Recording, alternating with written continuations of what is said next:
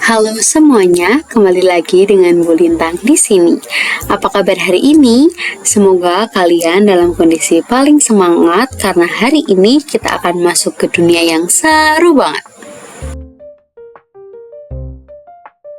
Kalian pernah nggak sih membaca sesuatu, entah itu cerita di Instagram, novel, komik, atau bahkan curhat dari teman kalian, dan tiba-tiba kalian merasa, loh, kok ini relate banget ya dengan hidupku?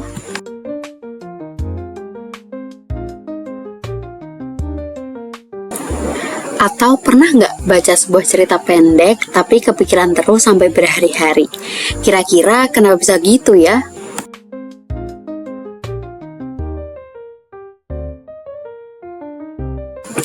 Nah, itu karena setiap cerita punya sesuatu yang bikin kita terhubung. Ada sesuatu yang membuat cerita itu hidup, bermakna, dan dekat dengan kita. Sebelum kita selami lebih dalam, coba kalian pikirkan dulu. Menurut kalian, apa yang membuat sebuah cerita terasa hidup? Bagian apa dari cerita yang biasanya paling menarik perhatian kalian? Tokohnya, masalahnya, atau suasananya? Dan mengapa sebuah cerita bisa mengubah cara kita memandang sesuatu? Pikirkan sebentar ya, karena jawaban dari pertanyaan ini akan kita temukan bersama hari ini.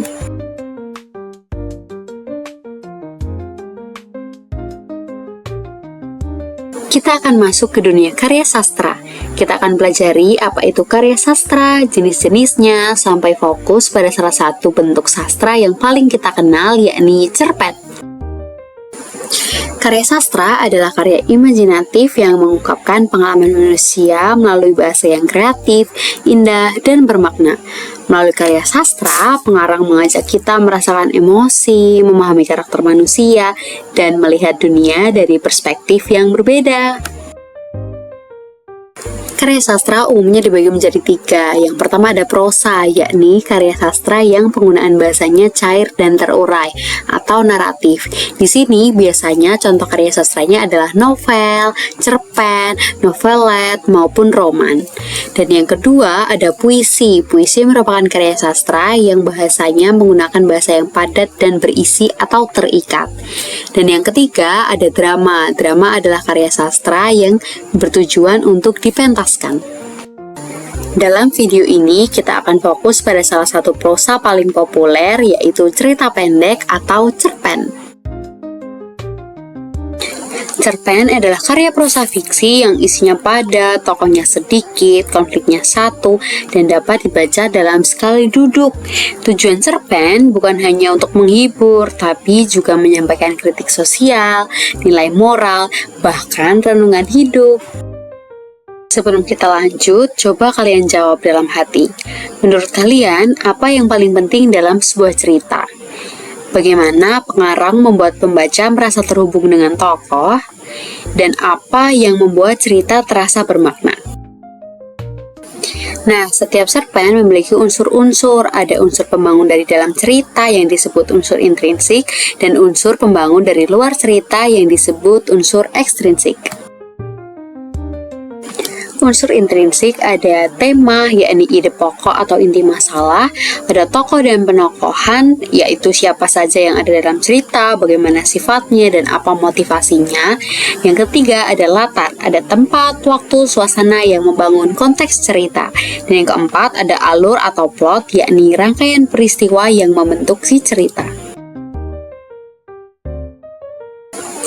Yang kelima ada sudut pandang. Di sini sudut pandang adalah cara pengarang bercerita antara orang pertama atau orang ketiga. Nah, keenam ada amanat atau pesan moral atau gagasan yang ingin disampaikan. Dan yang ketujuh ada gaya bahasa yang digunakan oleh sang penulis. Setelah kita memahami unsur intrinsik, sekarang kita masuk ke struktur cerpen. Struktur cerpen membantu kita melihat bangunan cerita dari awal hingga akhir. Struktur cerpen yang pertama ada orientasi atau pengenalan, yang kedua ada komplikasi atau munculnya masalah, yang ketiga ada klimaks atau dia merupakan puncak konflik, yang keempat ada resolusi atau penyelesaian, dan yang kelima ada koda atau pesan penutup. Nah, sekarang kita akan menggunakan metode kreatif untuk dapat membuat sebuah cerita pendek, yaitu menggunakan metode River of Life atau sungai kehidupan. Kenapa sungai? Karena cerita dalam cerita pendek itu seperti aliran sungai.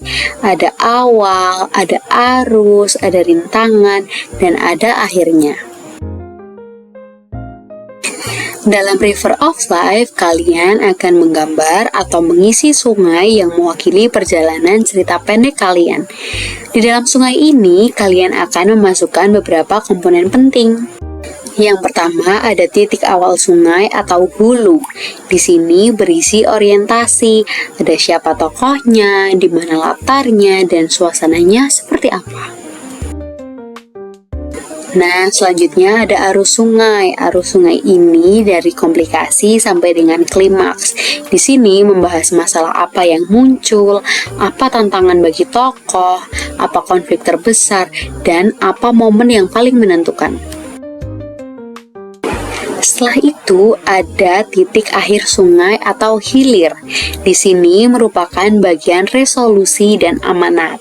Bagaimana masalah ini diselesaikan, apa pelajaran moral yang bisa dipetik oleh si pembaca. Nah, sekarang kita bisa membuat cerita pendek dengan metode River of Life.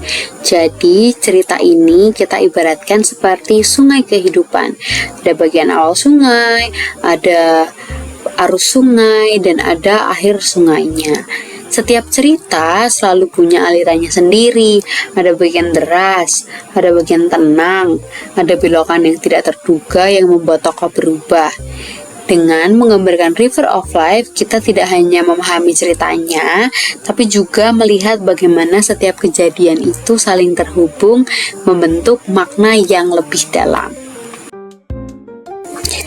Baik, setelah kita mempelajari apa itu River of Life dan bagaimana setiap bagian sungai ini mewakili alur dalam sebuah cerita, sekarang Ibu ingin menunjukkan bagaimana metode ini diterapkan secara langsung di kelas. Terkadang teori masih terasa abstrak jika kita belum melihat praktiknya. Karena itu, Ibu ingin kalian melihat bagaimana siswa benar-benar menggambar sungai kehidupan, menuliskan orientasi di hulunya, menentukan konflik pada bagian arus, hingga menggambarkan klimaks sebagai jeram atau batu besar.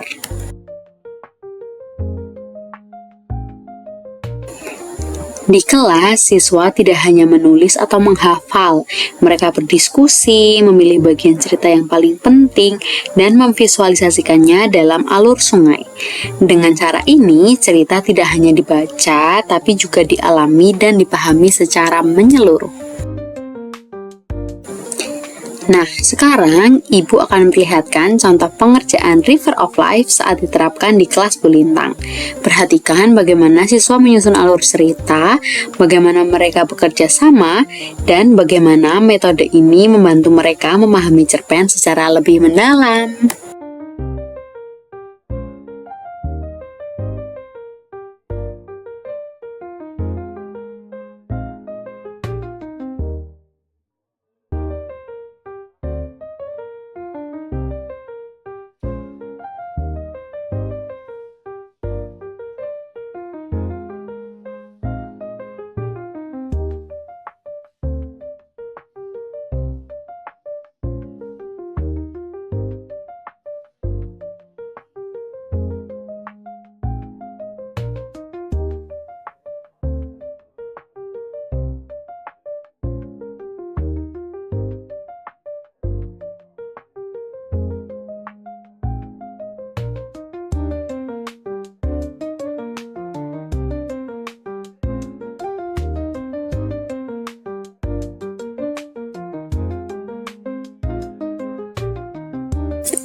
Baik, itu tadi cuplikan penerapan River of Life di kelas.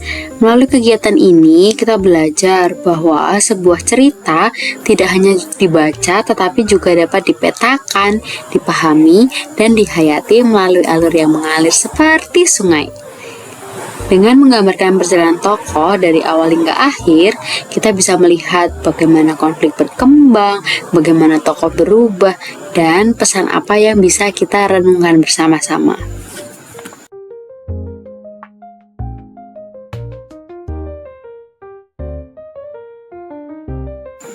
Ibu berharap setelah pembelajaran hari ini, kalian tidak hanya memahami struktur cerpen dan unsur intrinsiknya saja, tetapi juga mampu melihat makna yang lebih dalam dari setiap cerita yang kalian baca.